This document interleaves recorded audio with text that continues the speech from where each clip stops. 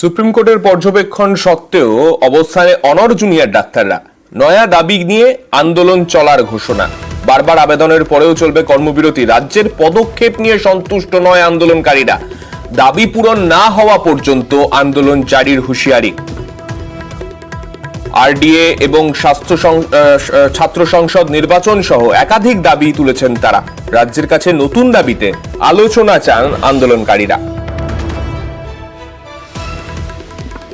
আমরা 5 নম্বর দাবিতে উল্লেখ করেছিলাম, কলেজে কলেজে ভয়ের যে বাতাবরণ সৃষ্টি হয়েছে তা প্রতিহত করতে গেলে ছাত্রছাত্রী ইউনিয়ন এবং কলেজে কলেজে আরডি রেসিডেন্ট ডক্টর অ্যাসোসিয়েশন সুনিশ্চিত করতে হবে। আমাদের যে চতুর্থ এবং পঞ্চম যে দাবি ছিল এবং প্রিন্সিপাল সেক্রেটারি সম্বন্ধে আমাদের যে দাবি ছিল, সেই দাবিগুলো নিয়ে আমরা আলোচনায় বসতে চাই। সেফটি সিকিউরিটি প্রশ্নে মহামান্য সুপ্রিম কোর্ট এভাবে আমাদের দাবিকে মান্যতা দিয়েছে। আমরা মনে করি এই দাবি নিয়ে এবং আমাদের পঞ্চম দফার যে দাবি ছিল, যেখানে আমরা চেয়েছিলাম যে দ্বিতীয় অভয়ার ঘটনা যাতে না হয়, সেই পরিস্থিতি কলেজ ক্যাম্পাসগুলোকে সুনিশ্চিত করতে হলে কলেজে কলেজে গণতান্ত্রিক পরিসরটাকে আরো বৃহত্তর করতে হবে।